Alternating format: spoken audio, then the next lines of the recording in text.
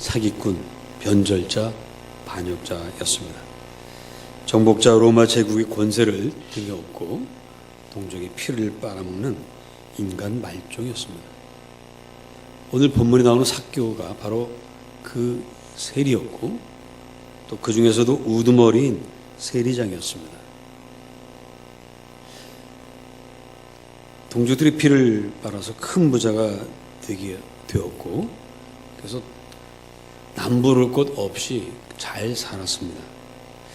그런데 참 이상한 것은 아무리 돈을 쓰고 세간살이를 늘리고 여행을 다녀봐도 행복이 없어요. 그 마음이 늘 공허했습니다. 현실에 만족하지 못했어요. 그러던 어느 날 소문을 듣게 되는데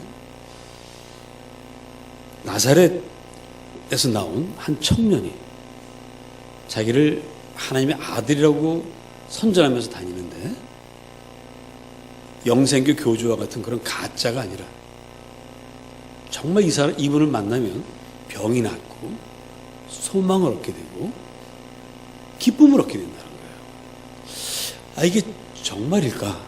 정말 그런 사람이 있을 수 있을까? 늘 의심하고 남을 자기가 도둑이기 때문에 남을 늘 도둑으로 보는 사람이기 때문에 그 말을 의심했습니다. 에이 설마. 그렇지만 한편으로는 이게 진짜면 어떡하지? 진짜라면 이분을 통해서 내가 영생을 얻고 행복을 얻고 내 이 빈 마음을 채울 수 있을 텐데 하는 그런 마음도 들었습니다. 그러던 차에 마침내 예수님이 그 동네를 지나가신다는 소문을 들었어요. 한번 가서 멀리서나마 한번 보기라도 해보자 하고 길거리 나왔는데 워낙 사람들이 많았습니다. 그리고 그 많은 사람들 틈에 이렇게 발뒤꿈치를 들어도 보이지 않을 만큼 이 삭개오는 키가 작았습니다. 근데 예수님 꼭 만나야 되겠는데 그러다 보니까 이 궁하면 통한다고 나무가 보이는 거예요. 우린 옛날에 뽕나무로 배웠는데 그게 사실은 무화과나무, 돌무화과나무. 그러니까 하여튼 그런 그 나무입니다. 사람이 올라갈 수 있는 큰 나무인데 거기 올라갔어요. 이리로 왜냐면 그 지나갈 길목이니까 올라가서 딱 보았습니다. 아니나 다를까 예수님이 그 나무 밑으로 지나가시게 되었고요. 예수 보니까 여러분 사람이 여러분 저를 보면 딱 보면 정말 이건 예화입니다. 실제 그렇다는 게 아니라 저를 보면 딱 뭐가 떠오르세요? 목사 같죠? 아니면 곤란한데. 사람이 딱 보면 풍기는 뭐가 있어요. 그래서 대략 이분의 직업이 무엇일 것 같다 하면 한 7, 80%는 맞습니다. 정말 예수를 보니까 소문대로 정말 예수 구세해 주실 것 같아요. 내가 저분을 봤구나. 비록 사인은 받지 못하지만 그래도 저분 본 것만으로도 참 행복하다. 이런 생각하고 있는데 예수님 나무 밑으로 오시다가 갑자기 걸음 멈추시는 거예요. 예수님이 위를 쳐다보십니다. 갑작스러운 예수님의 눈초리에 삭개오가 얼어붙었습니다. 그리고 삭개오의 눈과 예수님의 눈이 마주쳤어요. 순간 삭개오는 숨이 멎었습니다. 심장도 멈췄어요. 어떻게 저분이 나를 이 많은 사람들 틈에 그냥 지나가실 수밖에 없는 상황에서 어떻게 걸음 멈추고 나를 보실까? 그런데 그걸 끝나지 않았습니다. 갑자기 그분이 자기를 보더니 이렇게 말해요. 삭개오야. 자기 이름을 알아요. 분명 우리 주님은 하나님이심이 맞습니다. 우리 주님께서 여기 오시면 여러분 한 분 한 분 딱 보면 그 이름을 다 아세요. 삭개오야. 더 놀랬죠? 심장이 두 번 멎습니다. 그리고 어서 속히 내려오너라. 내가 너희 집에 유하여야 하겠다. 너희 집에 며칠 묵어가야 되겠다고 말씀하셨습니다. 여러분 정말 사모하고 보고 싶고 사랑하는 그런 분이 나를 딱 보더니 내가 너희 집에 유하여야 되겠다, 너희 집에 들어가 살아야 되겠다. 그때 삭개오가 너무 빨리 내려오는 바람에 이 손바닥이 다 이렇게 긁혔다고 합니다. 그리고 집으로 모셨습니다. 이제 더 이상 삭개오의 집은 죄인들이 사는 집이 아닙니다. 동네 아이들이 지나가면서 야, 저 세리장의 집이래 하고 돌을 던지며 지나가는 그런 집이 아닙니다.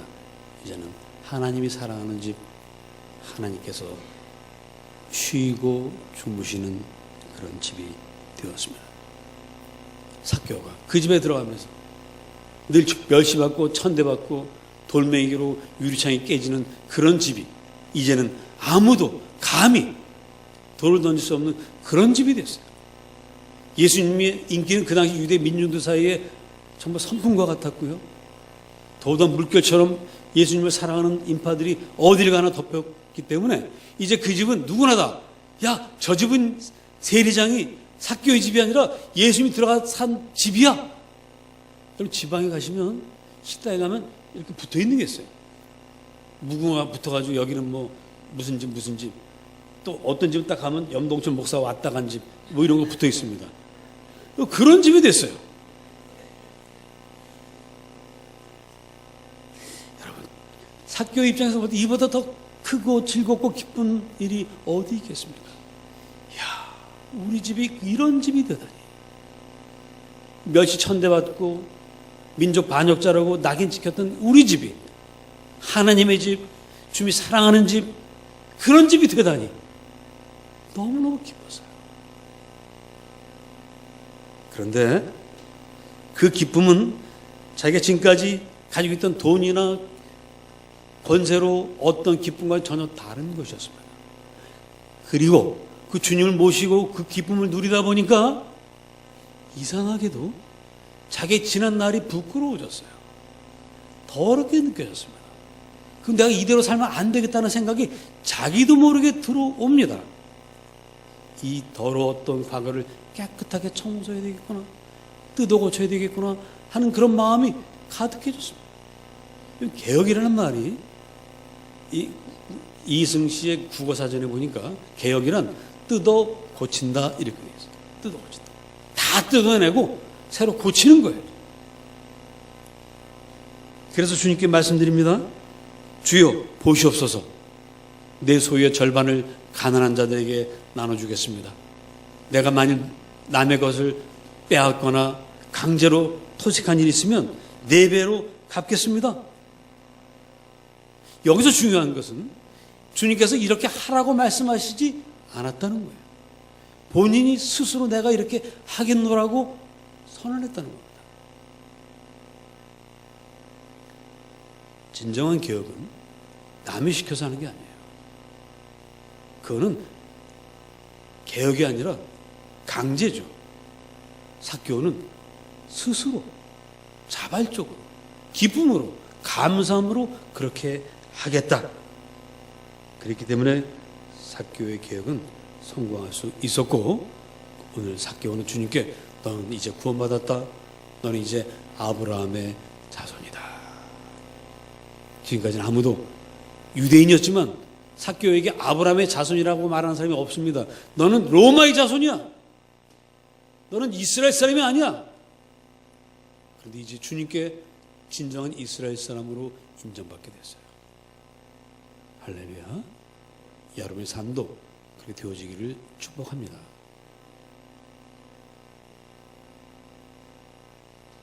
그런데 누가복음 바로 앞에 18장에 똑같은 비슷한 사건이 있었습니다. 이번에는 18장 18절을 보시면 다 같이 한번 읽어봅시다. 시작.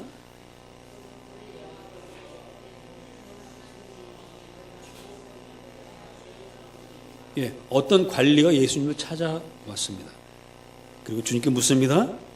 선한 선생님, 내가 무엇을 하여야 영생을 얻을 수 있습니까? 이 말은 이런 뜻입니다. 예수님, 나는 영생을 얻을 준비가 되어 있는 훌륭한 신앙인입니다. 근데 어떻게 영생을 얻어야 되는지 이걸 아직 잘 모르고 있어요. 그러니 그 길을 좀 가르쳐 주세요. 이 부자 관리를 보시는 주님이 참 이 친구가 너무 당당해 보이고 또 이 친구 말대로라면 괜찮은 사람이에요. 영생을 얻을 준비가 다 되어 있다니까. 그래서 확인을 합니다. 그래? 그러면 너는 계명을 알지? 간음하지 말라, 살인하지 말라, 도둑질하지 말라, 거짓 증언하지 말라, 내 부모를 공경하라, 이런 계명들이 있는데 이걸 다 지켰냐? 그랬더니 이걸 지키면 영생을 얻는구나 라고 생각을 합니다. 그래서 예수님의 질문에 아주 자신 있게 대답합니다. 주님, 그것은요 제가 어릴 때부터 지켰습니다. 그리고는 그러면 이제 영생 얻은 거네요. 안녕히 계십시오. 자, 갑니다 하고 돌아섰어요. 그럼 이제 가려고 합니다. 주님께서 잠깐만 한마디만 더 듣게. 자네에게 한 가지 부족한 것이 있다. 내게 있는 것을 다 팔아 가난한 자들에게 나눠주고 그리고 너는 나를 따라오너라. 그러면 하늘에서 내게 보화가 있으리라. 지금 하나님의 아들이 따라오라고 명령하셨어요. 하나님의 사람이 될 수 있는 영광의 순간입니다. 12제자처럼 그 이름을 만세에 기록할 수 있는 참 놀라운 축복의 순간입니다. 하나님의 은혜로 받은 재물입니다. 가난한 사람들을 위해서 사용하라 하는 것은 하나님의 뜻입니다. 하나님께서 아브라함을 선택하신 목적은 아브라함에게 복을 주시고 복의 근원이 되게 하신 목적은 너로 말미암아 모든 민족이 구원을 얻게 하려는 것이었습니다. 오늘 저와 여러분에게 지식을 주고 명예를 주고 재물을 주고 권세를 줬다면 그거 누리고 혼자 잘 먹고 잘 살다가 죽으라는 뜻이 아니라 그것 가지고 수많은 사람들을 구원하라는 하나님의 사명을 받았다는 뜻입니다. 부자는 주님의 이 말씀에 동의하지 못했어요. 근심만 하고 고민만 하다가 그냥 가버리고 말았습니다. 삭개와 같은 죄인도 주님을 만났을 때 자기 모든 과거를 후회하고 자기의 가진 재물을 아낌없이 다 내놓았는데 왜 이 부자는 이 정직하고 신앙의 훌륭한 신앙인인 이 부자는 그냥 돌아갔을까요? 부자는 주님을 만나지 못했습니다. 만나긴 만났는데 진정한 만남이 없었어요. 주님의 사랑, 주님의 인격에 감화되지 못했습니다. 다시 말해서 주님과 소통하지 못했어요. 자기 고집만 주님 앞에 내어놓고 그것을 인정해달라고 했지 진정으로 주님의 말씀을 듣고 그 말씀에 자기 마음을 열지 못했습니다. 제가 지난주에 설교하면서 우리가 들어주는 자가 되어야 된다고 그랬어요. 남과 이야기할 때 그 사람 얘기를 들으면서 다음에 내가 무슨 얘기를 하지? 이 생각하면서 그 사람 얘기를 안 듣는 그런 사람이 되지 말고 상대방의 말을 열심히 듣기만 하면 내가 무슨 말을 해야 될지 저절로 알게 된다고 말씀을 드렸습니다. 삭개오는 이 부자는 그걸 못했어요. 주님 말씀을 있는 그대로 듣지 못하고 자기 고집을 부리고 튕겨버렸습니다. 그래서 그냥 돌아가고 말았어요. 개혁에 실패했습니다. 오늘 예수 믿는다고 하면서도 예수 만나지 못한 사람도 있습니다. 그 사람들은 자기 개혁에 실패합니다. 그 사람들은 손가락질 받는 예수쟁이 아닌 예수쟁이가 됩니다. 그래서 여기저기 다니면서 예수 이름에 먹칠을 하는 그런 인간이 되어버리고 맙니다. 세리요 죄인이었던 삭개오는 예수를 만났고 자신을 개혁하고 구원을 받았습니다. 부자이면서 하나님의 말씀을 잘 지켰던 이 관리는 예수님을 만나지 못했고 영생을 원했으되 얻지 못하고 돌아갔습니다. 똑같은 부자인데 왜 이렇게 다른 길을 갔을까? 부자에게는요, 예수님이 꼭 있어야 될 뿐이 아니었습니다. 예수님 정말 자기 삶의 가장 중요한 자리에 있지를 않았습니다. 물론 부자에게도 예수님은 함께하면 좋은 분이에요. 하지만 자신의 재산을 다 나눠주고라도 함께 가야 될 만큼 소중한 분은 아니었어요. 그냥 자기의 그 평범한 일상에 하나 더 얹으면 참 좋은 분이야. 그러나 자기 일상을 다 뜯어고치고 다 없애고 새롭게 맞이해야 될 만큼 좋은 분은 아니었어요.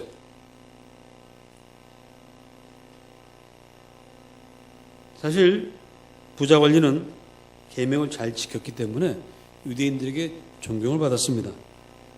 이 부자 관리를 싫어하는 사람이 많지 않았어요. 게다가 부자였기 때문에 뭐 가난한 사람들에게 다 나눠주진 않았지만 부자로서 이렇게 쓸 만큼은 욕 먹지 않을 만큼은 이렇게 조금씩 쓰는 그런 사람이었습니다. 현실이 너무너무 만족스러웠어요. 이 정도면 정말 좋다, 그런 사람이었습니다. 그래서 뜯어 고쳐야 할 것이 없어요. 예수님이 정말 필요해서 자기 인생을 다 뜯어 고치고서라도 주님을 영접해야 될 이유가 없는 사람이었습니다. 그래서 그냥 가버렸어요. 그러나 삭개오는 현실이 만족스럽지 않았습니다. 돈은 많이 긁어 모았지만 사람들이 자기를 다 싫어했어요. 멀리서 삭개오다 하면 다 피해갑니다. 외로웠습니다. 오늘 말씀 7절을 한번 다시 한번 보십시다. 19장 7절 읽어보십니다. 시작.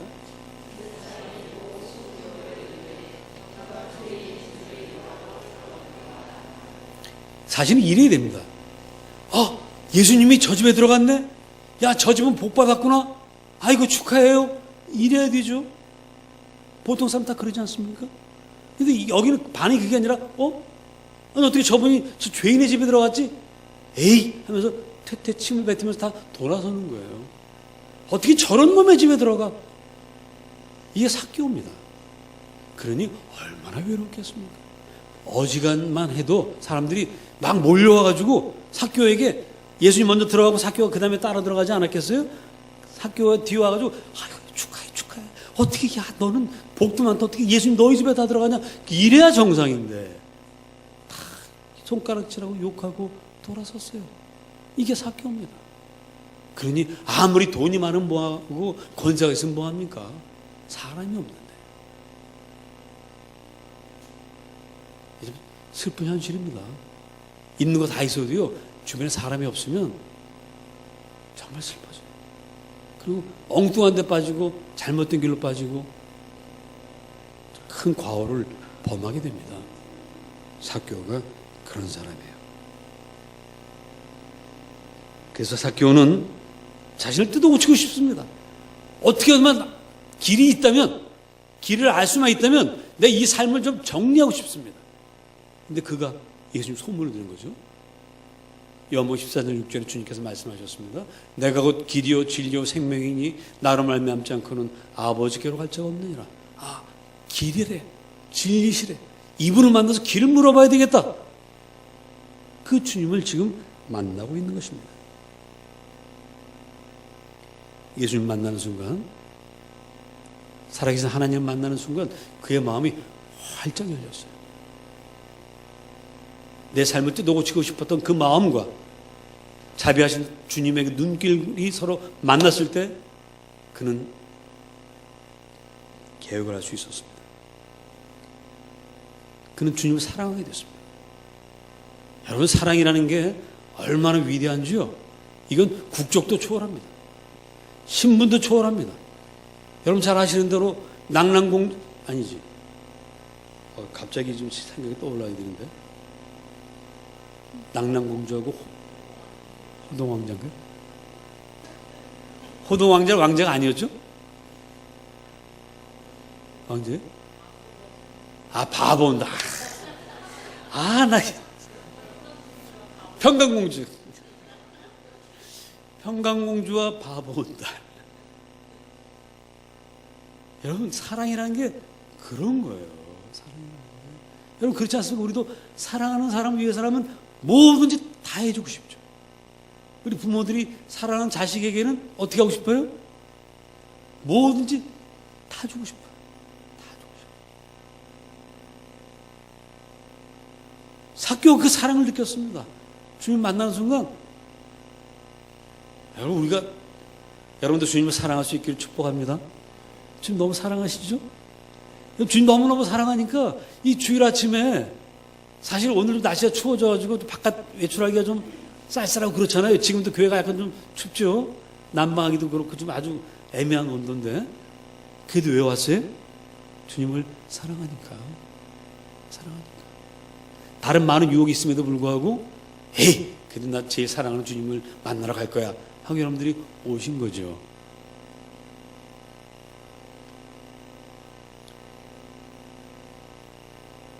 삭개오는 주님과 식사하면서 대화하는 가운데 깨달았어요.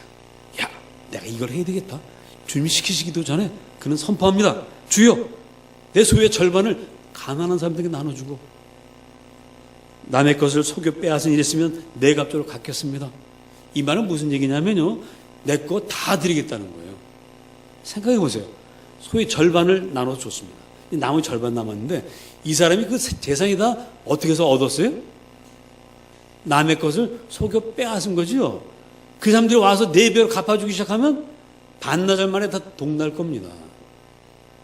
다 내놓겠다는 얘기랑 똑같습니다.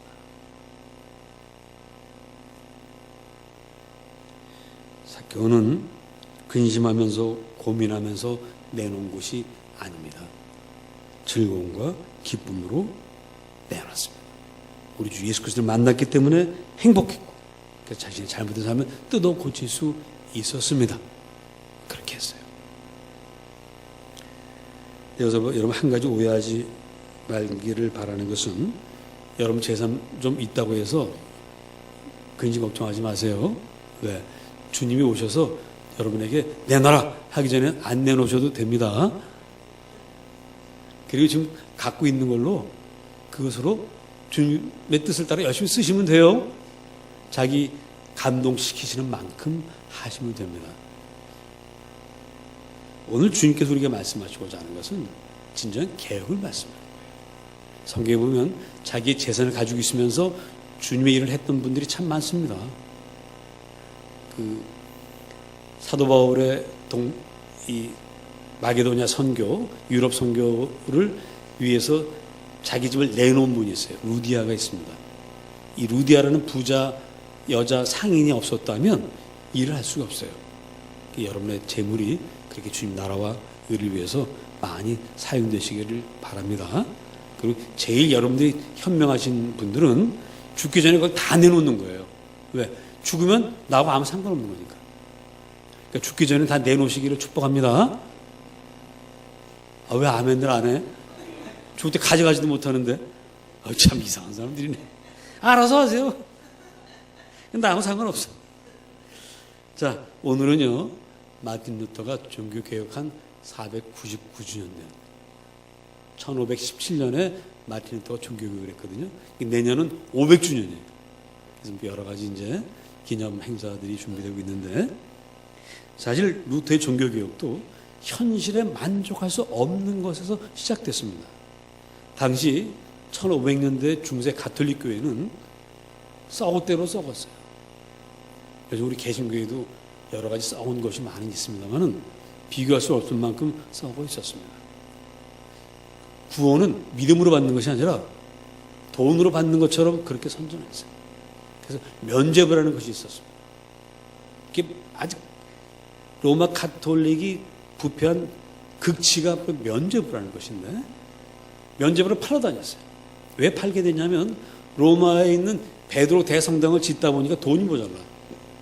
너무 웅장하고 화려하고 그렇게 짓다 보니까 돈이 모자라서 그 돈을 헌금하라고 했는데 헌금도 다 한계가 있어. 그다음부터 이걸 팝니다.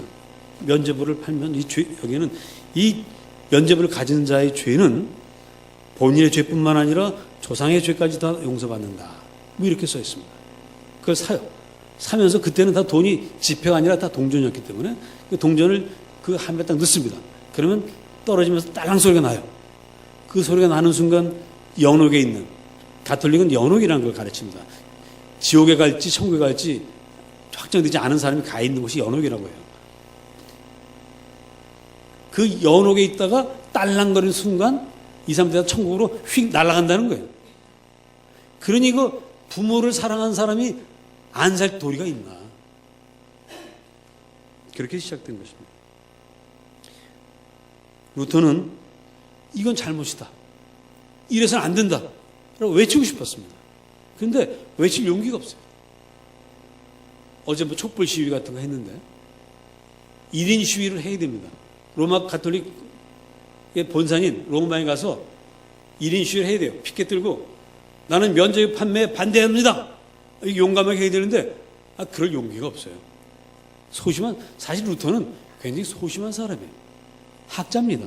그냥 공부는 하는 사람이지 뭐 나가서 뭐 연설을 잘한다거나 이런 사람도 아니에요. 그래서 고민하다가 안 되겠다 해가지고 95개의 조항에 걸쳐서 반박문을 씁니다. 가톨릭에 대해서 본부에게 이거 이러지 않습니까? 잘못된 거 아닙니까? 딱 써가지고는 이걸 어떻게 할까 하다가 비텐베르크 성당이 있습니다. 비텐베르크는 작은 마을에 가면 성당이 큰 게 아닌데 그 정문에 붙였어요. 그러니까 성당 문에 갖다 붙였어요. 제가 2012년 그곳을 가가지고 그걸 확인했는데요. 지금은 동판으로 만들어서 여기 붙여놨는데 그때는 이렇게 종이로 딱 붙였어요. 이거는 그 당시에 관례입니다. 어떤 논제에 대해서 토론하고 싶을 때 갖다 붙여. 그럼 사람들이 거기에 대해서 생각을 하고 나서 모여가지고 이제 거기에 대해서 토론해요. 근데 이게 딱 붙여놨는데 놀랍게도요, 그 전에 1492년에 구텐베르크라는 사람이 뭘 만들었어요?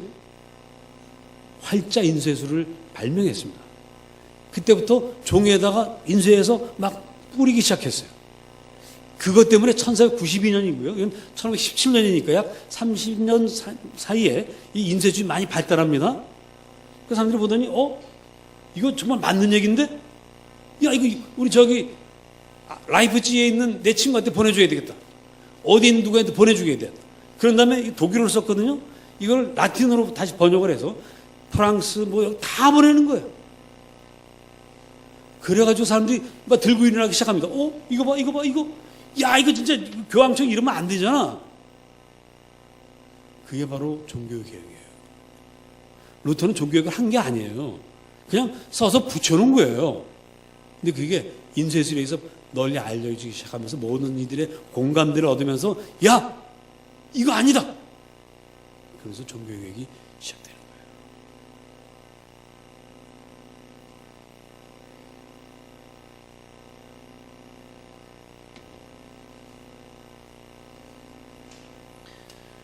그런데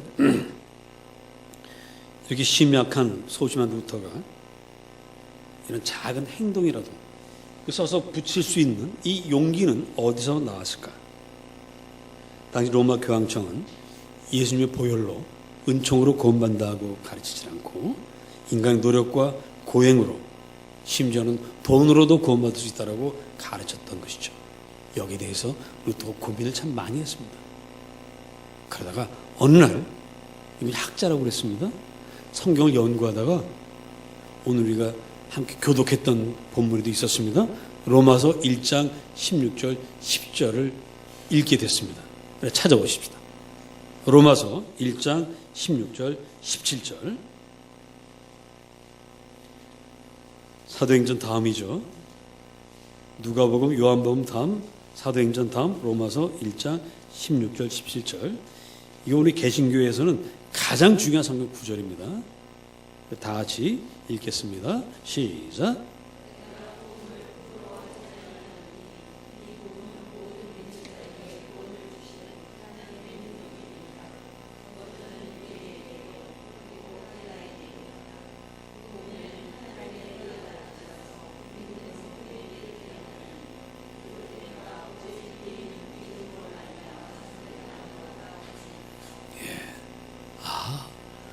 오직 믿음으로 사는구나. 고행이 아니고. 율법을 잘 지켜서가 아니라 죄가 있음에도 불구하고 믿음으로 하나님의 아들이 흘리신 그 예수, 그 보혈의 은총으로는 구원받지 못할 죄가 하나도 없구나. 다윗 같은 놈의 그 죄도 용서하신 주님이 나의 죄도 다 용서하시겠구나. 다윗이 어떤 사람이죠? 이스라엘의 임금까지 하나님 은혜로 된 사람이지만 이 사람은 거짓을 했고 간음을 했고 살인을 했습니다. 근데 그 다윗도 하나님 앞에 자기 죄를 고백하고 참여하고 용서를 빌었을 때 우리 주님이 그 죄를 용서해 주셨어요. 그리고 예수님의 조상이 되게 하셨습니다. 이 사실을 깨닫게 되는 거죠. 바로 그 순간 로마서 1장 16절 17절에 있는 그 순간 우리 주님을 루터는 만난 거예요. 우리 주님을 만났기 때문에, 말씀을 통해서 우리 예수님을 만났기 때문에 루터는 자기 개혁을 할 수 있었고 로마 가톨릭의 개혁을 위해서 종이 한 장을 쓸 수 있었던 것입니다. 개혁이란 어마어마한 어떤 사건을 일으키는 게 아닙니다. 지극히 작은 한 소심한 사람의 작은 결단, 작은 행동, 그것이 불씨가 돼서 큰 불을 일으킵니다.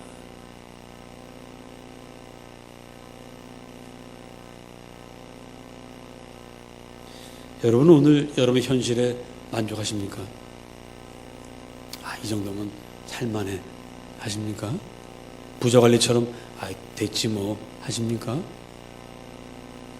여러분 눈을 열어보시기 바랍니다. 나는 비록 만족스럽게 살고 있을지 모르지만 조금만 눈을 크게 뜨고 옆을 보세요. 이웃 나라를 보세요.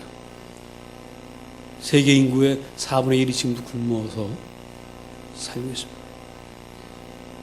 우리나라에도 하루에 몇 명씩 목숨을 버리는 이들이 있습니다. 우리의 현실은 결코 만족할 수 없는 그런 현실이에요. 우리 주님은 하늘에서 홀로 하나님이실 수 있습니다. 홀로 만족하실 수 있습니다. 그러나 이 지구를 보니까, 당신이 창조하신 인간 세계를 보니까 만족하실 수가 없었습니다. 이들 내버려 두실 수가 없었습니다. 이 땅에 내려오셔야만 했습니다.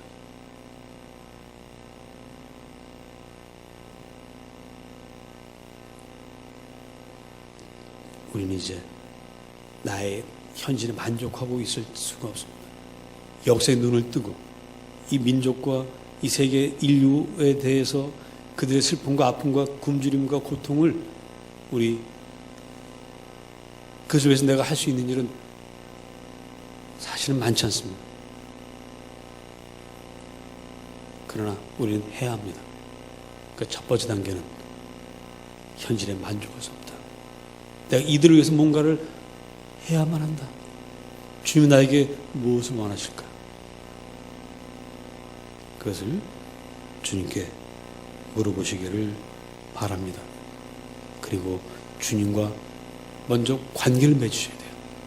나를 사랑하신 주님, 나 같은 죄인을 위해서 십자가에서 피 흘려 돌아가신 그 주님의 사랑을 온몸으로 느껴보시기를 축복합니다.